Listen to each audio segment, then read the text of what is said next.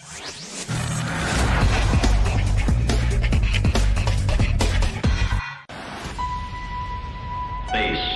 the final frontier.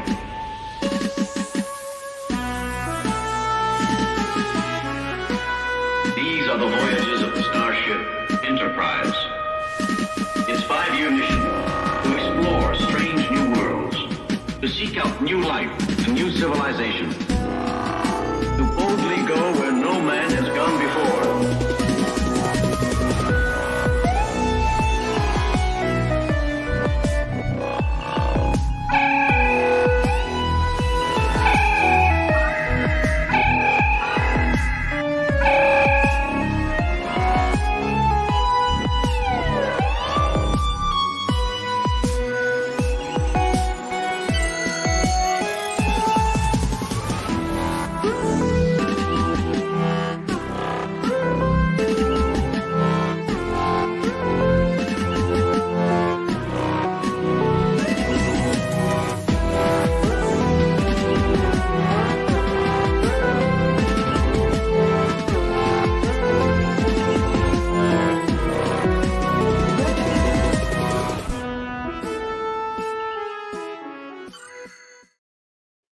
And welcome everybody to the landing party.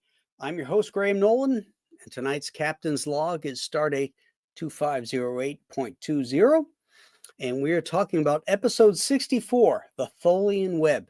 Remember, we do our episodes in the order they were filmed and not the order they were aired. This was written by Judy Burns and Chet Richards, directed by Ralph Senensky, but he's uncredited. And the directing credits go to Herb Wallerstein, and we'll get into that in a little bit. As with The Empath, The Tholian Web was also written by a Star Trek fan and college co-ed, Judy Burns, who was at UC Irvine and had always wanted to write a Star Trek story. Chet Richards, who helped with the script, was also a student with no ambitions of becoming a writer. Burns had been sitting in screenwriting courses and through connections was able to get a rep to send her treatment to Paramount. This never would have happened in the first season and is indicative of the third season scripts and the budget in which they had to work. Ralph Senensky, the second most prolific Star Trek director, was brought on board to direct. His last direction was on Is There in Truth No Beauty? It not only ran over, but had to deal with the cast revolt of Roddenberry's insertion of the IDIC medallion. The new bosses at Paramount were unforgiving about union overtime. They demanded that every show be completed in 6 days. Senensky ran half a day over because of the spacesuits, which were pretty cool to be honest, but the crew had to be sewn into them. This was a Roddenberry edict. He didn't like zippers and he didn't like, to see seams. So they were sewn into these things. If they had to go to the bathroom, they were cut out and had to be re-sewn back in. That lost him half a day and put him behind schedule. So Fred Freiberger was told by production manager Douglas Kramer to fire him.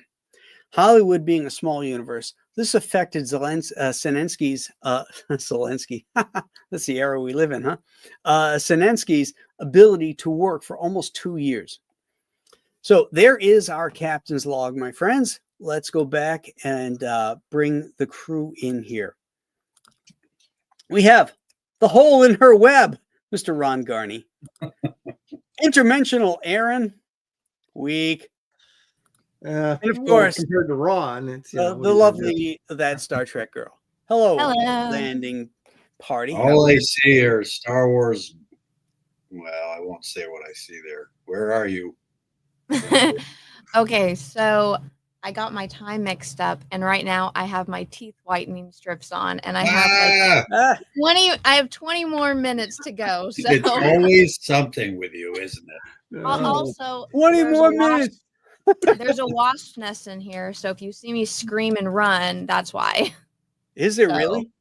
Yes. It kills me from raccoons to Ron. They find me.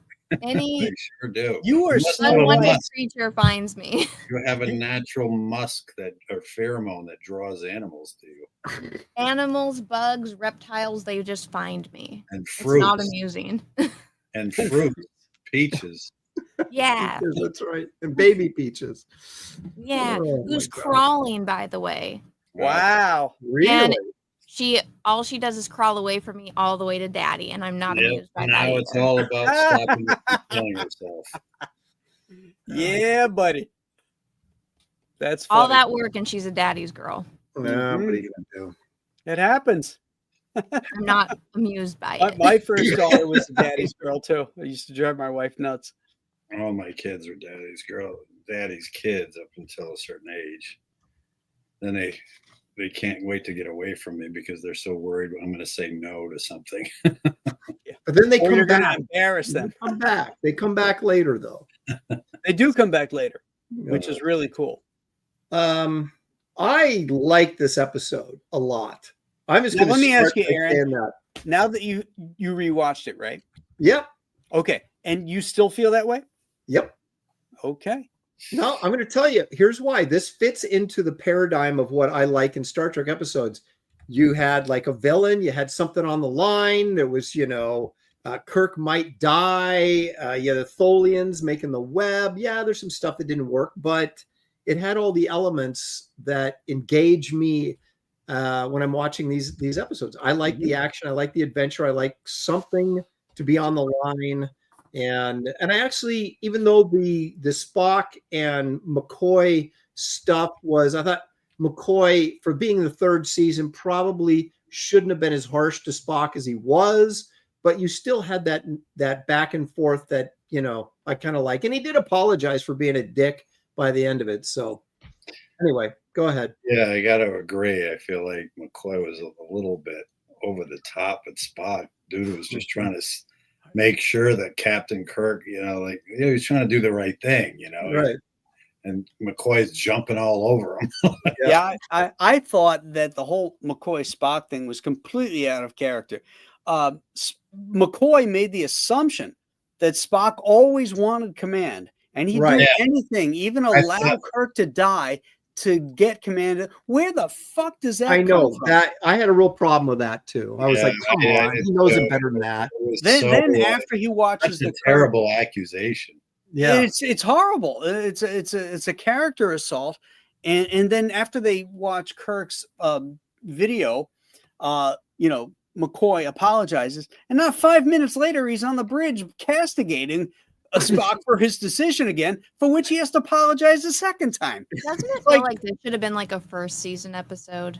Like, they're just getting to know each other versus now. Like, that's what it always came off to me at least. Well, certainly relationship wise, I agree with that 100%. But at this point, this should not have occurred. Right. After everything they've been through up till now. And I actually thought this, having come off the empath where you saw Spock caring for them and McCoy. Right. Mm-hmm. And then to jump into this where he wants to be the captain. It was like, what? Right. Like, what are you talking about? Yeah. I will say there are some quite amusing moments that I laughed out loud at. Probably the most notable was when they're in the chapel and Spock says Captain Kirk is dead, and then that guy just flips out. He's like, the second he says it, it's like something out of The Naked Gun, man. Yeah. They drag him out of there. The timing of it, the timing of it, like he couldn't. Kirk's death was so traumatic to him. He just had a freaking meltdown. He blew it right there. Now, I did like how Spock can't relate on an emotional level to the death and stuff, at least to the crew, and so Scotty stands up and he says, "Attention," and he has that moment of silence, and Scotty takes control of the emotional aspect of that. I thought that was great. Yeah, but again, here again is where the show, that part isn't quite being as consistent with the rest of the series, because in a mock time when he thought Jim was dead, he found out he was alive. He showed emotion. He was so happy and everything. You would think, and I mean, because he even says, "What would you have me say, Doctor?" That scene was really good when Spock, was, gathering up the tapes and stuff, after they watched it, and Bones is, sort of somewhat apologetic. I thought Nimoy really really displayed an emotional range there without really going over the top. That was great. Mhm. Yeah. Well, I it's- just go ahead. No, No, I was just going to say, I thought that the, saying this was another fan fiction piece of work, you can see now, knowing that the bits and the character bits where they were basically doing sort of cliche, what this is how Bones is, this is how Spock is, but not really understanding where they should be at in the growth of their characters. But I mean, someone's got to be a story editor on this show, right? I mean, why wasn't that corrected? That's the thing that I don't blame the writer as much. If you're going to take a newbie script, then at least someone should come in and go, okay, well, this doesn't work right. Well, that's because Arthur Singer and Fred Freiberger knew nothing about Star Trek. Obviously. Yeah, and that's why the third season is such a, well, it's like that thing in comics where, somebody could write a comic character that, comes along and to the general populace who follow the character would say, that's not what that character would do. But then it's really the writers, he would do that because it's what the writer says he does. I think that's kind of the similar thing here. Well, but the difference in comics is that you have an editor who works for a company who's supposed to be the gatekeeper of that character. So you're not supposed to allow the writer to write things beyond. That's assuming that the editor is on board. Right. Yeah. Well, those days are long gone, but the good old days. Yeah. In the good old days, How about, so on the secondary front, again, we get to see Chekhov screaming his ass off. Yeah. every other episode, Chekhov has to scream. What's up with that? And Sulu's kind of just sitting off to the side. Yeah, it's like Sulu's the red-headed stepchild now. After he returned from the Green Berets, they're like, "Screw you." Yeah, you're getting nothing. All about Chekhov and his screaming. I don't think Sulu has a big moment anywhere in the third season at this point. The only thing he does is always stare at the screen like he's mystified at what he's seeing. Yeah. That's all he ever does. That's all he ever does. That's acting. That's acting. Let's talk about some positive things because there are some cool stuff in here. Yes. Those spacesuits are great.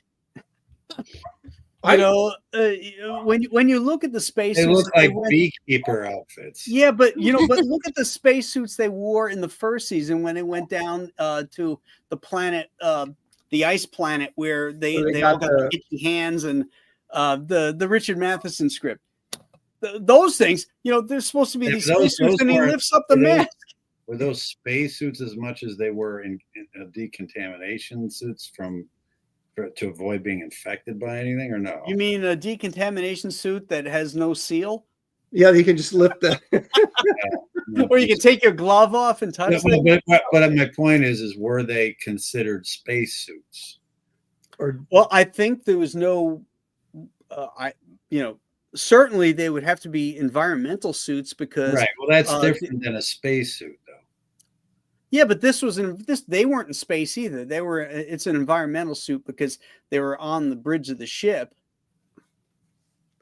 Well, go ahead. I was going to say I agree with Graham on this because for this series and for this time period, and they looked like very tailored suits, like you said, they were sewn into them. I was actually sort of impressed with how well they fit the guys, and I was like, looks like they spent a little money on these. So I don't know. I thought they were fine, like beekeeper outfits. But I mean, I get it. I think the whole idea of them beaming over on that ship was a big risk. Watching it, Well, let's back up to the beginning where they say they're looking at it and the sensors show nothing. We can see it. What are you beaming on? Right. We can see it, but the sensors say it's not there. So how do you lock onto a coordinate to beam to? 100%. That's what I mean. It's like, it's a big risk to beam onto something that's supposedly not there. Right? Well, I sort of. And then they're like, McCoy is like, oh, my hand just went through the table, but they're walking on solid they're just walking along on a solid floor. I sort Well, I of took think the that whole it was phasing, phasing in it and was out a is kind of how sequential I thing, took you that. know. Like parts of it were, but not the whole thing. Because how could they have Yeah. gotten Yeah, the yeah, elevator? I know. Got the elevator.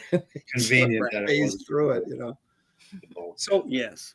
no, and I sort of figured that when they beamed on, I figured it was phasing in and out. They didn't really explain it well because basically it's like you said, Ron, it's like we're getting no readings, but let's beam over there anyway. They couldn't have done it. But I was just assuming that the thing was phasing in and out. And so maybe it solidified a little bit. I mean, they didn't mention it at all, but I just sort of brought that to the table. You have to assume because or else you can't enjoy the rest of the episode. However, Spock came right out and said there's nothing there. Right. Right. So he didn't even say it was phasing in and out. Sensors and there was we can see it, but the sensors only said there's saw nothing it there. once they visually saw the ship. Well, wait a minute. No, because wait a minute. They did detect the ship though. Because before that they said didn't they rate intercom? Yeah, you're right. Somebody on the control, it was Sulu, I think, said that we're picking up a ship. Yeah. So how were they not how was Spock's sensors not registering it then? I just think that was maybe it was visual. No, I just think that so once again, some script doctor needed to come in and go, we need to mention it's phasing in and out, and they just didn't. That's a big fuck up. Yeah, that's a big hole. That's a big plot hole. Big one, not small. That's a big one. Yeah, because it's right at the front end too.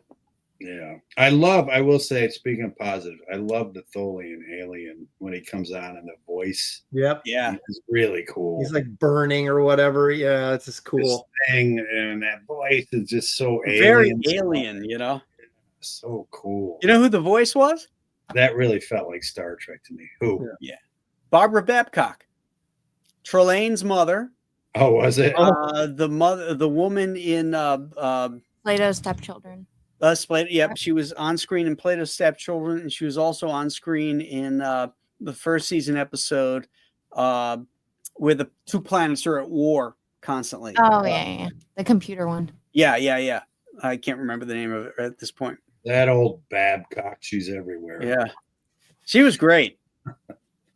Yeah, I love that voice. I love the look of it because for the 60s, it seemed, for that kind of a special effect, seemed so beautifully alien. Yeah. Different, kind of reminded me of the Medusan a tad, but it was just really cool with just those two slits for eyes. And right. It was so different than any other alien we'd seen on this show. Yeah. And doesn't it again seem like consistent with this third season, how for some reason the third season, we feel like we're in a corner of space that's so removed from everything else. Mm-hmm. Something about it, I can't place it, whereas the Enterprise before always seemed like it might have been kind of closer to the Federation or Earth or something. This just seems so far out there in the middle. There's a wasp under my desk. You need some powder. Just let us know. Where is Peaches, man? Have him get out there. He's with the baby. Oh, let him go up your dress. Peaches ate the baby. Peaches ate my baby. All right. One other thing that bugged me. Again, I came out. I came out early and said I like this episode, and I do like it. But here's another mistake that bugged me was Spock made the comment, the renowned Tholian punctuality. You're like, didn't you just meet him for the first time? Yeah, I caught that too. Like, it was like renowned. How did were they aware of these? What's funny is that Nimoy ad-libbed that. That wasn't in the script. So it's Nimoy's fault. Yeah. But the writer of the script loved it. She thought, oh, that was so cool. Yeah, but see, man, they're just running on fumes. Yeah, they're just this is because they probably knew their time was limited, so they didn't even give a fuck. They just had to make their deadline, so they didn't care at this point. Yeah, they didn't care about the potholes. They didn't care about those things. They're just like, yeah, whatever. They needed. But here's the elements. Here's the elements that are really good, right? So you have a new alien that was cool, right? And you have Kirk apparently lost, perhaps dead. You're waiting for this interphase of space so they can get him back. and then it gets screwed up because they opened fire on the Tholians, whoever entered space and screwed it up. So now you don't know if they're gonna be able to save him. He's running out of oxygen. We got to get him on board, and then they go through, basically went through inner space to get outside the Tholian web at the end. And so those sort of like broader plot, the story itself, those aspects of it, I really enjoyed. There were problems throughout it that could have been cleaned up easily, which is very irritating, because it's like when the whole thing is a disaster, you're like, why did you even start? But when you've got something that's actually got a lot of potential, it's like, why? Even if you had a good story editor, this could have been a really, really good episode. Again, like we've talked the last bunch of episodes, it's the concepts are there, you know? Yeah. And I do like the way the first time they really, I mean, they've addressed antimatter and you know, matter, antimatter, but this time they address parallel universes where they, you know, they talk about the Enterprise. I mean, the other ship is winking in and out of different alternate universes. Mm-hmm. They're saying that the universes are all linked on top of each other. Kind of, they said something, they addressed it somewhere in there. Well, they sort of indicated that with Lazarus. Yeah, well, that's what I meant by the matter, antimatter. Yeah. What about Lazarus, Ron? What What about Lazarus? What about Lazarus? Kind of gets you right here, Right doesn't here. it? Okay, let me. Who am I? You're Kirk You're running Kirk. out of oxygen? Yes. When he appears on the bridge, he's just in his face is like this. And he doesn't move his mouth at all. I like how, you know, in this completely what is this, the 23rd century? 23rd century, you know, acceptance of everybody and their ideas and their thoughts. And Uhura says, I saw Captain Kirk. You're nuts. Go to the We're sending you to After everything they've been through in space. Like Yeah. Well, no, the wait a shit minute. they've seen Charlie X go like this and make people disappear. And No. and yet they couldn't concept the Poor conceptualize- Uhura, she's having a meltdown. No. You guys, look at, there was already spreading across the ship the space madness. So the first thing they're going to think is that she's All right, losing it. fair enough. Yeah, you That's could get past, I'll give you that. You can get All past it with that. However, you can't get past Nichelle Nichols' crazily dramatic performance when she's Yes. running in the hall to McCoy. Oh Yeah. Dr. McCoy, I saw it really made you think, like, man, she is obsessed with Captain Kirk. Yeah, maybe she. You know what? If there's anybody in the chat that has like real editing skills, I would challenge you to take Nichelle Nichols' dialogue from Truck Turner and put that into this episode. It would be freaking hysterical. You motherfucker! And then she kind of just, and she's got that hair that comes up like an old John Buscema drawing in the back. Yeah. Oh yeah.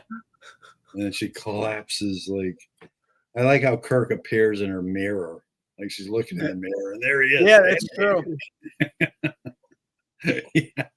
Yes, he's still trying to get at her after He's going, give me the brandy. never got past that interracial kiss. Yeah. Well, he hasn't experienced it yet. Oh, though. yeah. God forbid we have to That do hasn't that happened episode. yet. That's right. Isn't that next episode or something? No, next episode is it's actually a pretty good one. For the world is hollow and I have touched the sky. Oh, At least I remember liking that one. I remember hating that one, so I'm hoping that I when I watch it, I kind of have a different opinion about it. You know what's cool?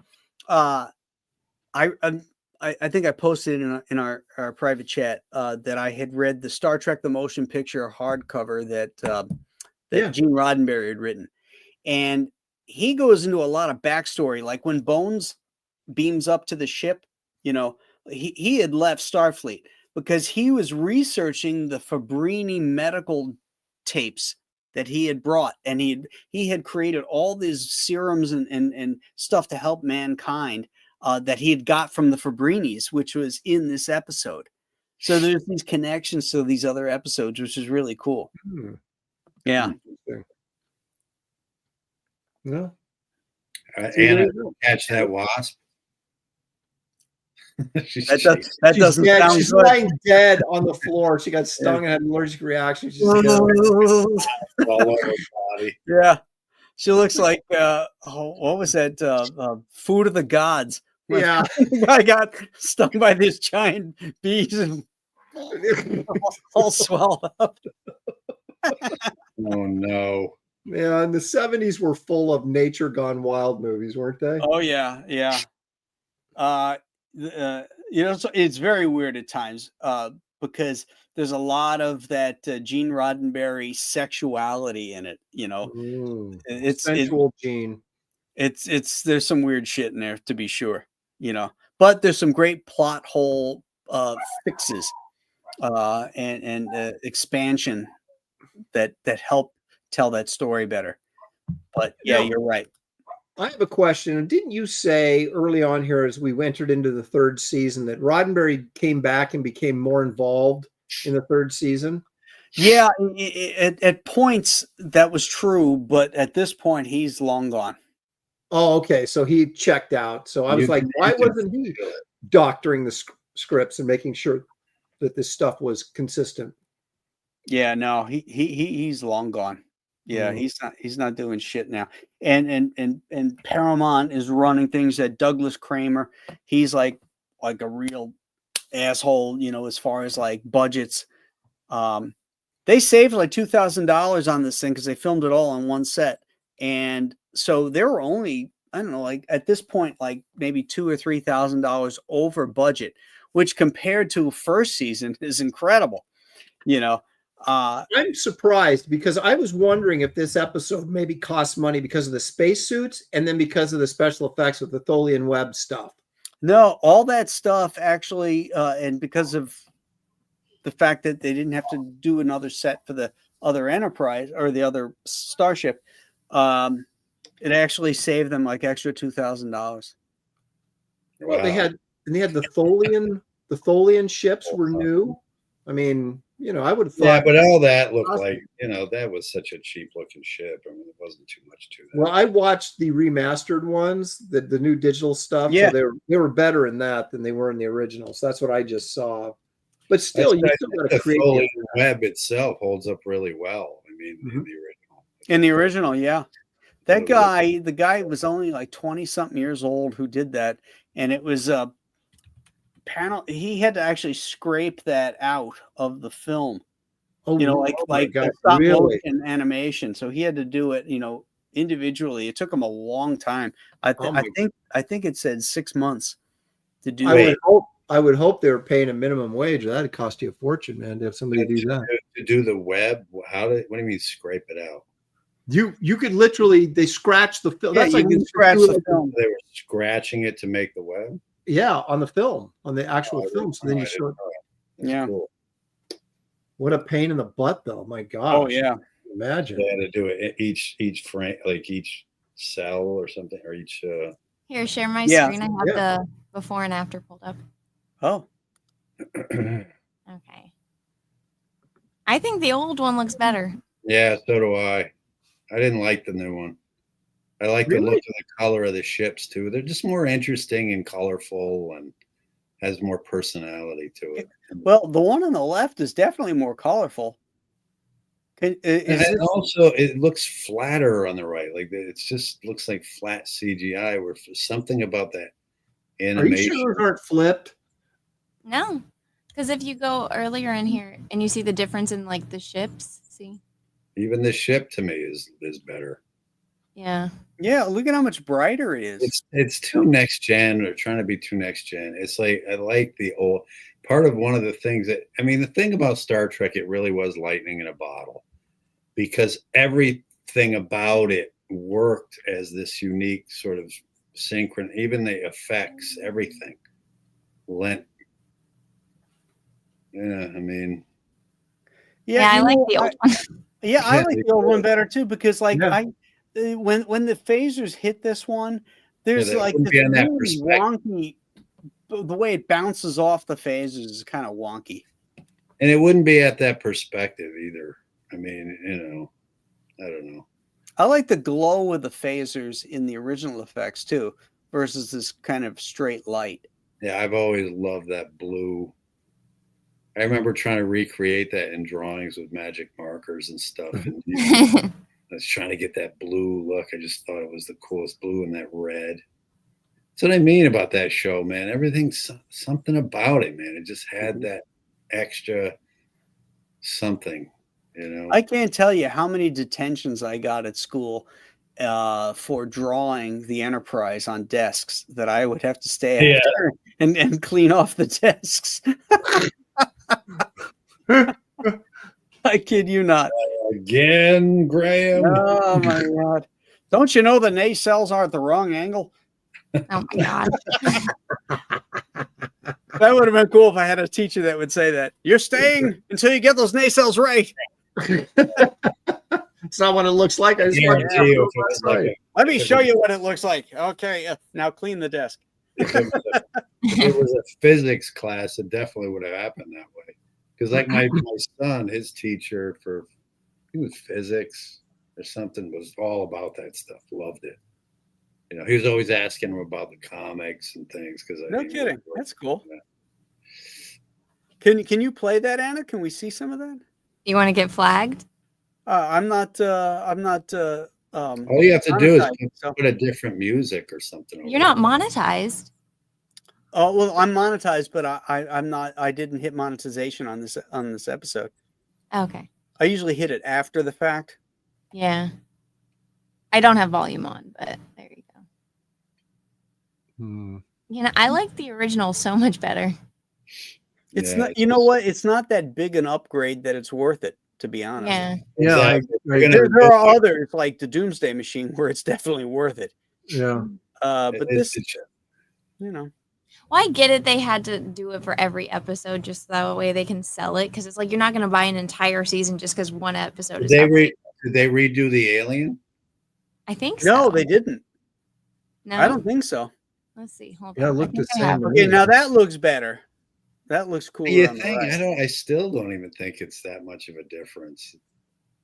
Actually, this reminds me of, you guys didn't watch Next Generation, but Q does something like this. Yeah, that's what I was saying. It's like kind of next gen-ish. Yeah, I do. There was a shot too where the show's looking down at the Holy Enterprise, and you had the web in the foreground and the background. That was really effective. the mass of the ship on the left looks much better and it looks better here too.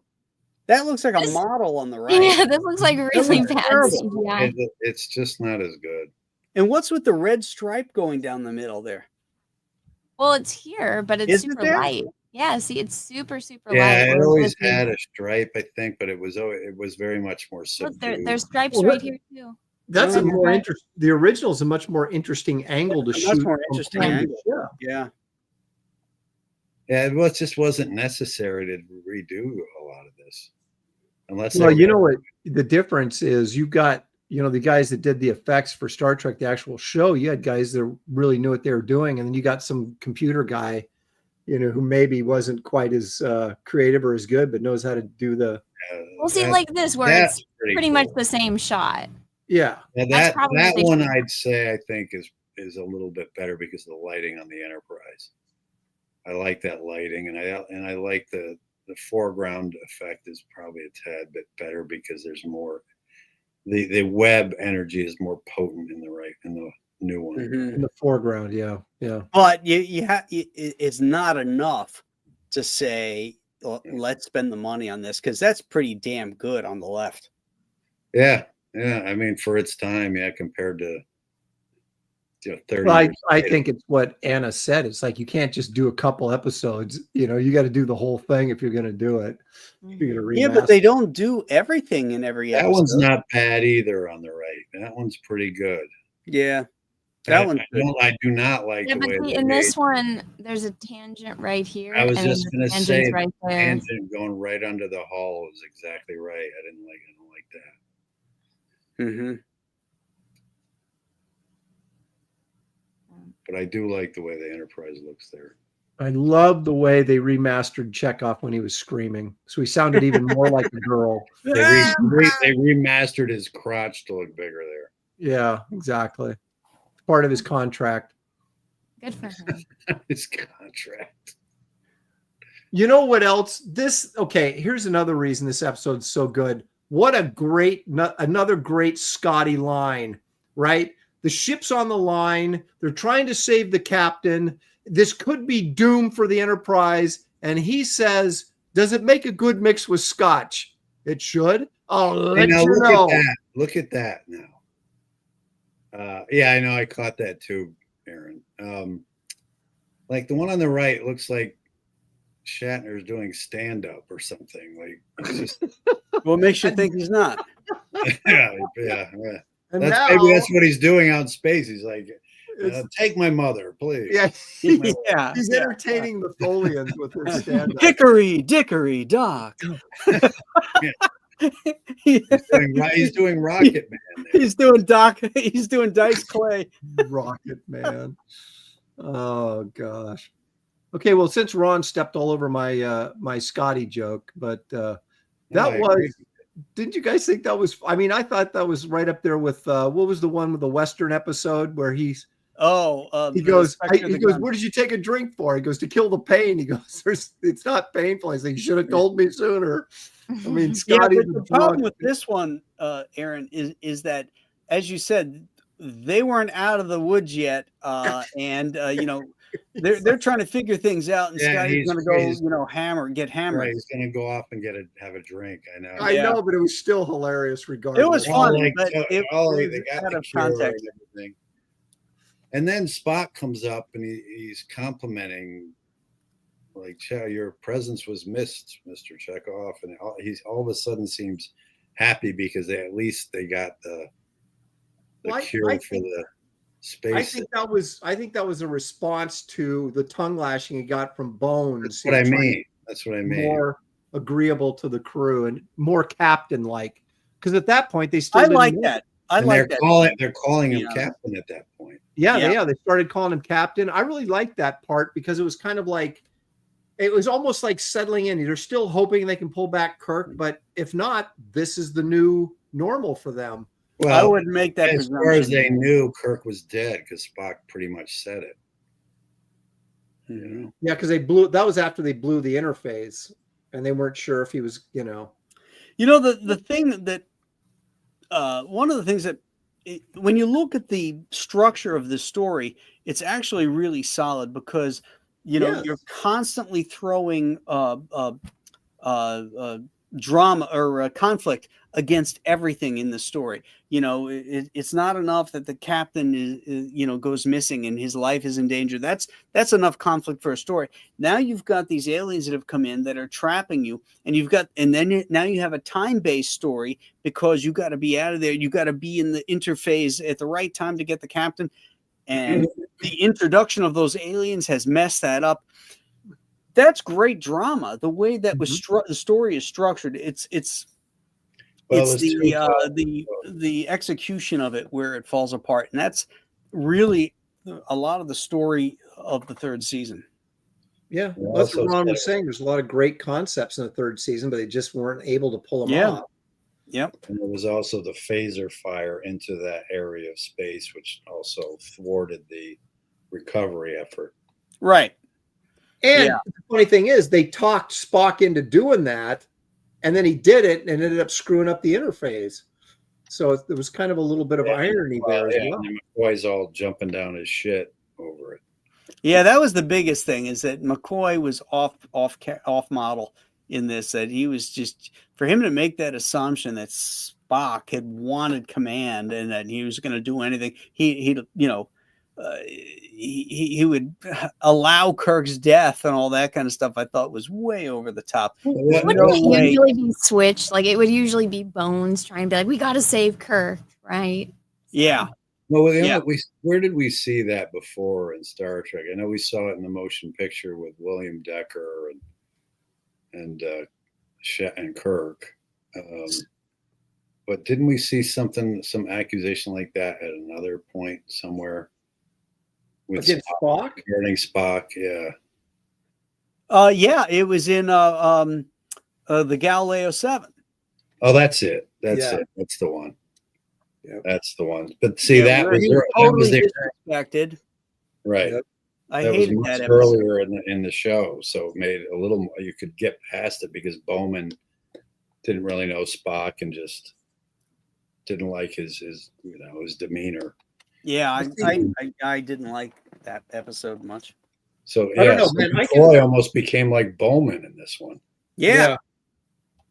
I can get past the character spots if there's a good plot going that engages me on the edge of my seat kind of stuff. And that's what I felt this one had, Mhm. despite the little mistakes along the way with the characters and stuff where you kind of cringe every once in a while, but you're still I still like the same with the Galileo 7, man. I don't care how disrespectful they were to Spock. There's freaking giant cavemen out there beating on the ship. I'm on board. So I think your cavemen were more simpleton. giant in your brain than they showed on the screen. I'm a man of simple taste, Graham. You are. You are. In everything, in absolutely everything. Well, Yeah. actually, the older I get, the more of a simpleton I become. So Jeez. when I was younger and I always wanted to press everybody with how I intellectually would break down a film and get into it deep. And now it's just like, I don't even want to think about it. Just go in there, entertain me for however long I'm in the theater, and I don't give a rip what you're. See, you and I are completely the opposite, man. I feel like I got more and more complex the older I get, and the more I need more and more stimulation intellectually to appease my. I have a hard time sitting through very long in a movie that I feel is flaccid and flat and superficial. Well, I'm the same way. now There was things that I loved as a kid, and then I rewatch. I'm like, this is dog shit. You know, Yeah. Well, no, this does not hold up. You know, if you don't insult my intelligence, then I'm okay. I can live. That's with a easy lot. to do, though. Aw.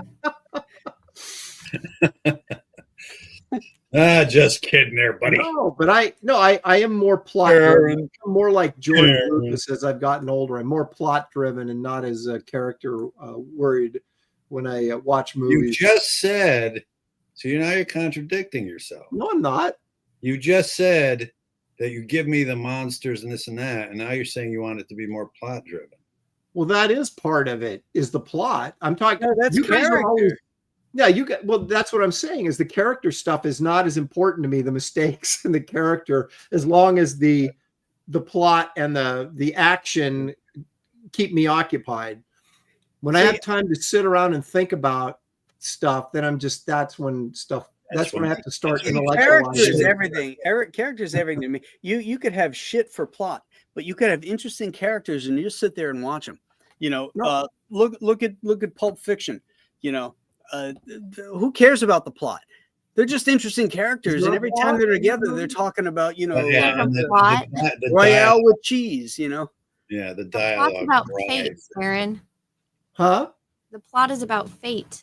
Okay. I had to explain it to my mom because she hates that movie, and I was like, "Well, if you understand it, it makes sense." And she, I'm just saying that I'm not saying that I totally dismiss my intellect when I go watch films, but I'm just saying if you can give me something that's surface level entertainment, I can go with it. Where I didn't used to be like that at all. It's like I demanded more. Now I'm just kind of like, Here's the thing, though. I mean, you can't let the movie decide for you what it should mean to you the same way you can't like when MTV came along, it killed music in a lot of ways, because if you started seeing a song, you had a video that went along with it that created a false memory in your brain about what the song's supposed to represent. You know, and that, I feel like movies kind of walk that tightrope too, depending on how deep the plot is. I mean, you need something in there to make you question and analyze and decide for yourself what the movie should be and what it means to you, and and how you're affected by it, rather than having it be you just being a mindless automaton watching something that you're entertained by. I get wanting to be entertained, of course. yeah. There's plenty of movies that do that, but I personally like movies that make me think and analyze and come up with my own conclusions. Mm-hmm. You Yeah, I know? mean, there's a Like lot Pulp of movies Fiction where you can watch that you'll just enjoy it for the ride that it gets you on, because it's not trying to dazzle you with an intricate plot, or it's not trying to make some kind of great social statement. It's just interesting characters and an interesting story that's well executed, and that's all you can ask for any kind of entertainment. Particularly visual entertainment, movies, television, that kind of stuff. I was watching Kelly's Heroes today. I love that movie. It's a heist movie. It takes place in World War II. It's not a war movie. It's a heist movie. And yeah, it's got hippies in it in World War II, but damn, it's funny. It's a great film. It's got great characters, and it's got a great story. That's interesting because was that early 70s or late 60s that was filmed? 1970, yeah. So you got Donald Sutherland is like a World War II hippie, and you're like, that's just a total culture reference put in a 1940, a World War II film that guy would not have existed. Yeah, exactly. But Telly Savalas steals that movie from everybody. I mean, even Clint Eastwood. Savalas is freaking amazing in that film. I love his character. It's a good movie. I haven't seen it in a while, but yeah. No, I don't know. I used to totally. I'm with you, Ron. I used to be like that, but then I don't know. I've got to a point now where I totally react to a movie based on my emotional response to it initially. And then I go home and start thinking about it and then sort of break it down to say, well, okay, I like this movie, but is it really a good movie? And then if it isn't, it's like Fantastic Four. I really enjoyed Fantastic Four, but I would not sit there and tell anybody it was a good movie. But something in it made me like it. Not me. I guess the difference is whether or not it stays with you afterwards. I don't know that I'll be thinking about FF. No, it was right out. It was it was cotton candy, man. But we're still talking about Pulp Fiction, 40 or 30 something years later. And Kelly's Heroes, 50 something years, 55 years later. Yeah.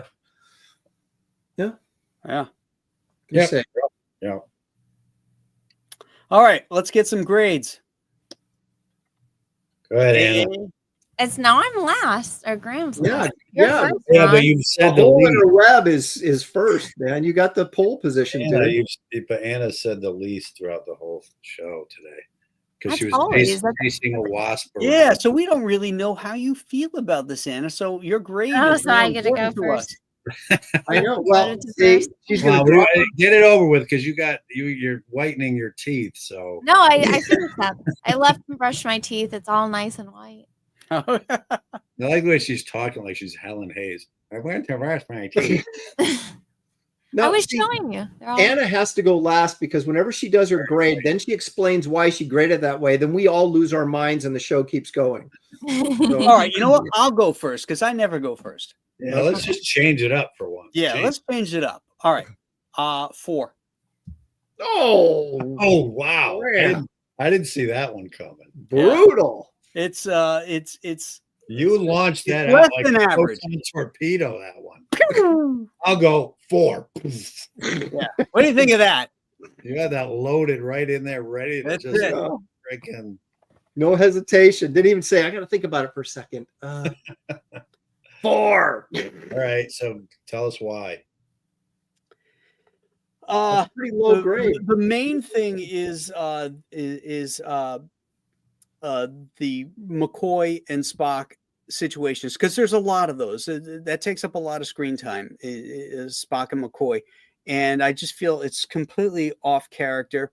And there's another one coming up where Spock is a complete asshole in it, where his character is completely off model that entire episode. It's the one with Lee Merriweather where she phases in and out, and and we'll get to that when it comes. But that's a problem here in this third season, is that when you get these inexperienced writers writing for a show that demands so much and not get it right, the actors do their best to pull in their characters to say to them and to say to the directors, my character wouldn't do that. And in my readings, what I'm Well, finding out, that's something that Shatner and Nimoy constantly did on new directors, is that my character wouldn't do that. But you at know some that- point, you just touched upon that point about McCoy going at Spock about him wanting to be the captain. It's almost like I don't think the writers even ever saw Galileo 7. Now that you mention it, because if they did, it might have cued them in. And, oh, that's already been done way back when they were getting. Well, if you got a fan, and that's the problem with fans writing stuff is right. They get the surface level of the character. Oh, McCoy Right. and Spock right. fight. So I'm going to have them fight in this issue because it's hilarious. But they don't really take in the nuanced consideration Right. of where they would be at 3 years later, or you know what I mean. And Yes. so I think It's they probably surface did see detail. it. Yeah. I think they probably did see the Galileo 7 and said, "Oh, Spock," or everybody gives Spock crap when he's in command because he's not human. I'm going to play that up and not really dial into where it should be at. Which is interesting because of what we just talked about again last week, to bring it up again, the empath, and how that girl who wrote that script, wasn't she? She was a college student also. College student, but she seemed to really go at the caring of the three of them. Yeah. Mhm. And caught it well, better than really a lot of the writers did through the whole series in a way. Mhm. Whereas this one totally, missed it. Whoever wrote this one should have, taken a cue from that episode or something. Yeah. And with that, Ron, what's your grade? Well, we don't hate Star Trek. We just are not fans of the third season. Thank you And guys. bad writing. We're just critical. We're holding Yeah, it we're to a critical. very high bar. If we didn't love it, we wouldn't be doing a whole show about it. But Well, love is not about indifference and hate. Love and hate. Let's see. The opposite of love is not hate; it's indifference. right. We are not indifferent to it because we care about it. So There you go. There it is. Well put, Ron. Well put. Now give us a grade, Ron. Give us a grade, Ron. Ron, come on, Ron. Since you stepped all over my Scotty joke, Ron. You stepped all over me, man. You just always got to be pushing me down. You always got to talk over me, Ron. Gotta be all alpha male on him. Yeah. Just because you're above me on the screen doesn't mean you're above me in real life, Ron. There we go. Thank you. Yeah. Thank Stop you very pressing much. me, Aaron.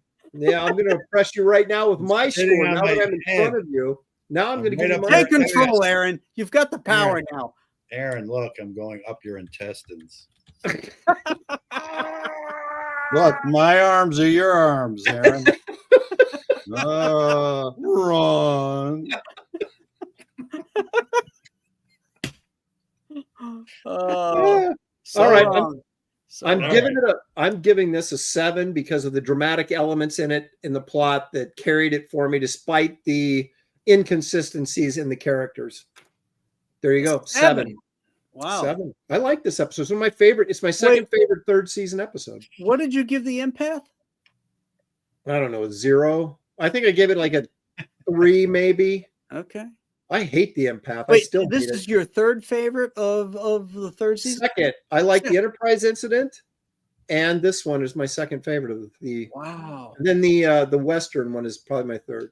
Spectre of the Gun. Spectre of the Gun. That's my favorite of the third I season. know. That's why I know it hurts. Shocking. me You for two me to like say the cowboy episode. it. Who, Well, me? it's kind of fun. And Scotty had another great line in that one. So I like Scotty's drinking lines. They crack me up. So I like the although Day of the Melford Dove, too. Day of the Dove might be up there. I have to watch that He's one. a great looking booger monster. Booger monster. Yeah, so it looks like a booger, like it's floating in water. I like him. Yeah. All right, Ron. Hi, Ron. Ron. I'm gonna give it. I'm not as sold on it as Aaron, and I'm not as bland on it as Graham. So I'm gonna go in between that and give it a 6. There you go. Because You I do a can't. I 6.6. You think gotta that give it plot 6.5. hole. What? You can't do 6.6. You got to give it like a 6.5. I didn't give it a 6.6. I gave it a 6. Oh, He you said said it twice. 6.6. I went 6.6. Yeah, that's Yeah. 6.6. There was a That's comma in there. No, No, I so he meant- put a period. So he finished his sentence saying like Okay. Come on, Graham. Come on, Ron. Speak Graham. English. I gave it Get a it 6. straight. Be crying out loud. Yeah. At Pay the attention. Geneva Convention, you'd probably cause a war with that kind of speech. Oh, my goodness. Yeah. Yeah, this show is just like that. Like, That's right. yeah, so I can't.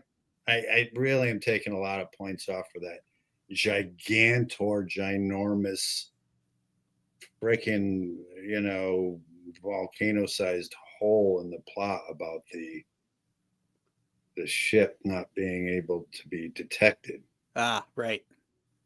That's worth a few points right there for me. I think so. I mean, that's the first thing that I noticed, and it's like we haven't even gone to the first commercial yet.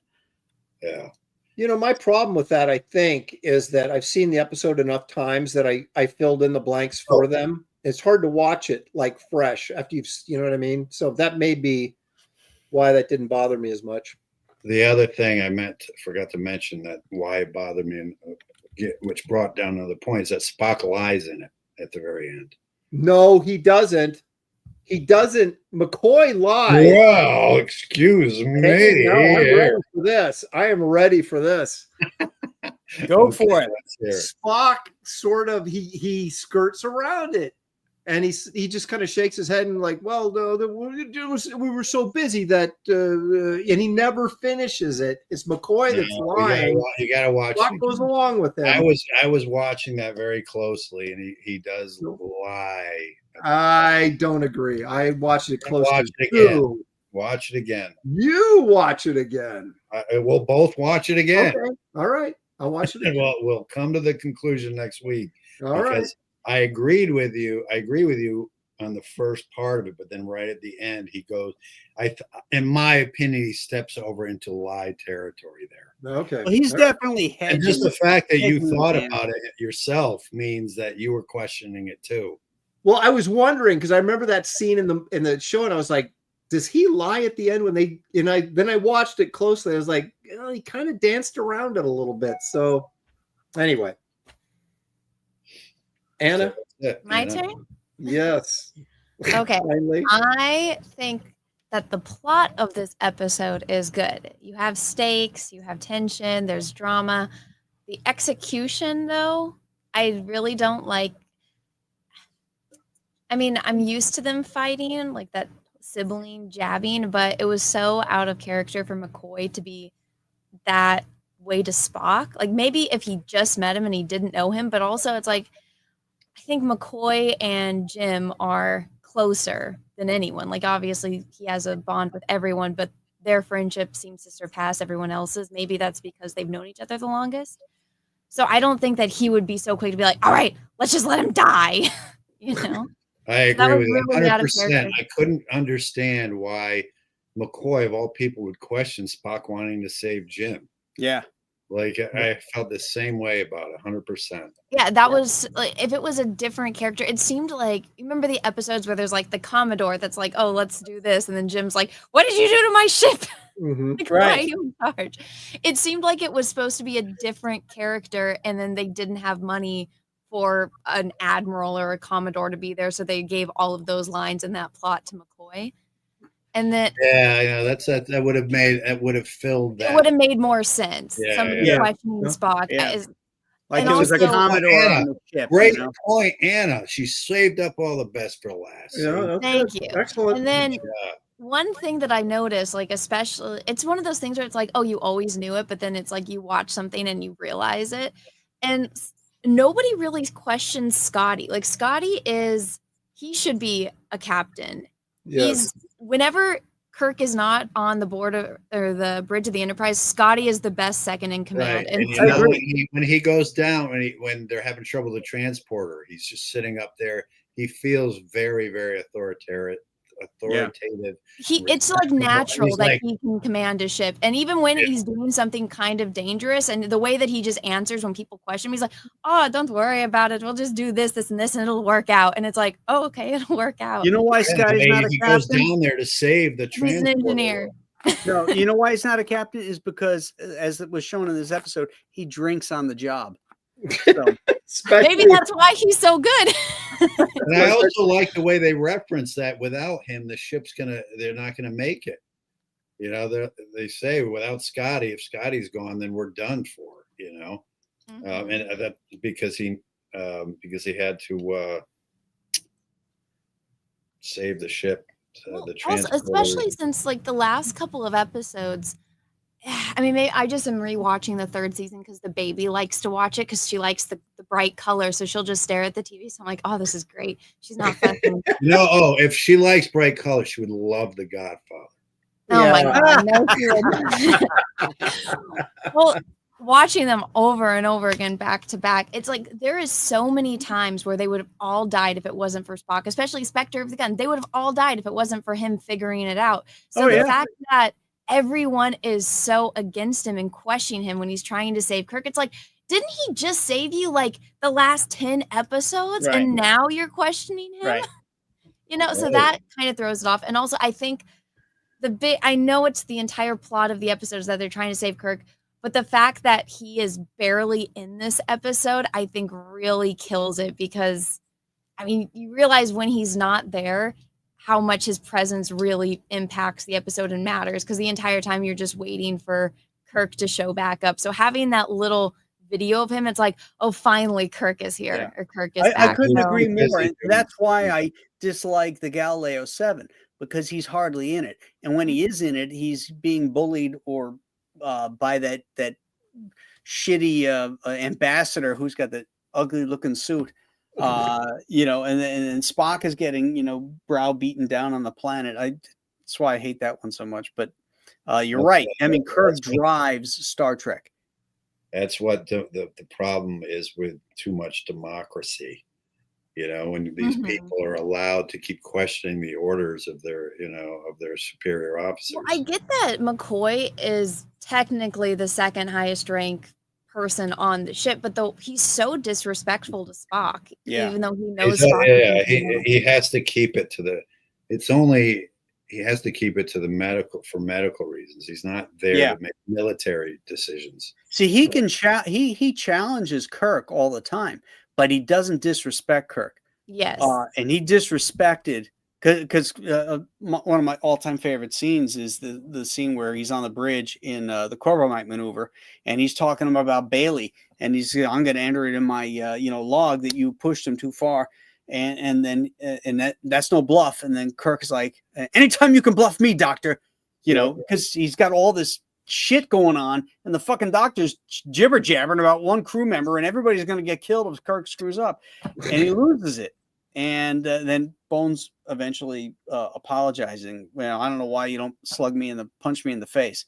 You know, that's humanity. That's real humanity. That's great. And it also bespoke of Kirk's youthful ego a bit.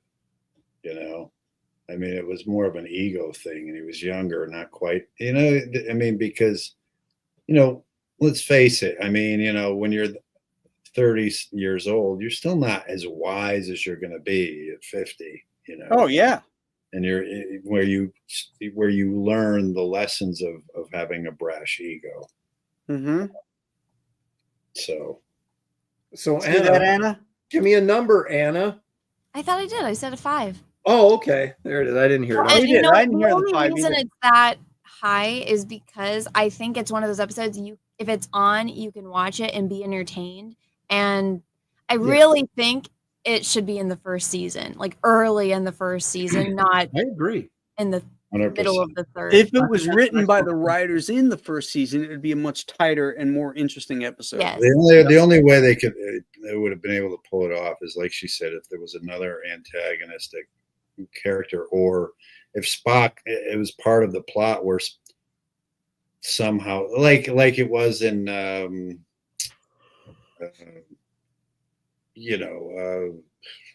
with the the first episode where Spock wants to save Jeffrey Hunter, wants to save Captain Pike. Oh, the cage.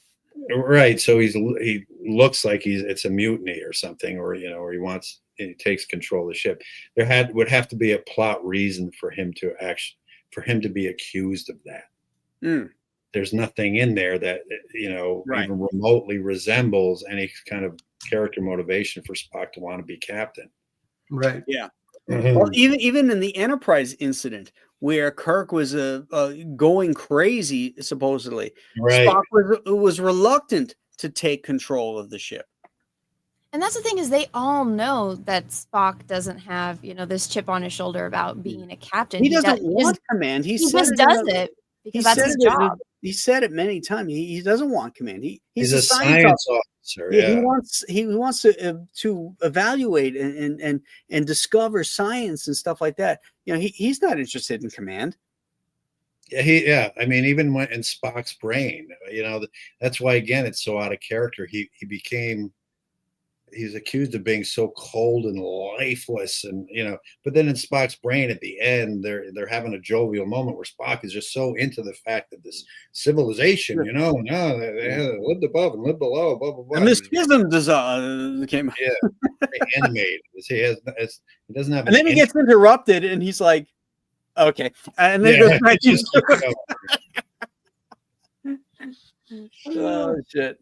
100%. Okay, so it looks like the average is a 5.5. So I was a 4, Anna was a 5, Aaron, you were a 7, and Ron was a 6. Mm-hmm. Okay, so we got 4, 5, 6, 6, 7. 7. There it is. Hey, it's like it goes like this. It's a counterclockwise. Yeah, there it is. 4, Yeah, 5, that's 6, pretty 7. funny. Yeah. Something going on here tonight. What's next Wow. week's episode? Next week is For the World is Hollow and I Have Touched the Sky. Oh yay! I I'm with Anna on this one. remember liking that one, so I'm hoping it'll still hold up. I remember hating it, so we'll see. Maybe That it's was better the than I very remember. last episode I watched. The first time I watched the whole show all the way through. Yeah, but it's got a hot girl in it, so See, I think she looks weird. I can't remember what she looks like. I'll have to. yeah, she's married to somebody too. I'll have to What look did at you it. guys think of? What did you guys think of Spock saying? Oh, she's married to Patrick McGee. Oh, really? McNee from the Avengers. How about that? There was one moment, just real quick about the show, where Spock says, if the captain were here, he would have simply said, "Forget it, Bones." I like that. I thought that was a good moment. I did. I liked it because It despite- humanized Spock. yeah, despite all the uncharacteristic action by Bones, Spock's character in that episode still reacted to all those accusations and Showing some empathy there, yeah.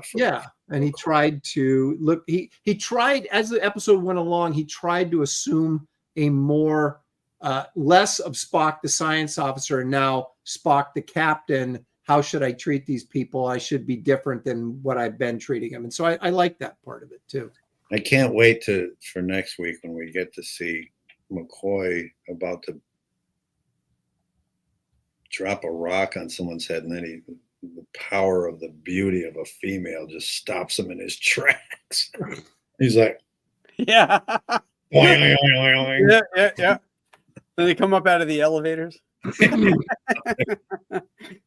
But what's going to give Anna some extra points is that her spiral staircase is in next week's Is back. episode. It's Yeah. back. So that should give it at least a point.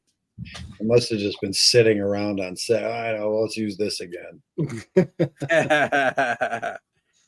All right, gang. So that's it for next week. We shall see you then. And you know what time it is, right? What time is it? 5:30, sir.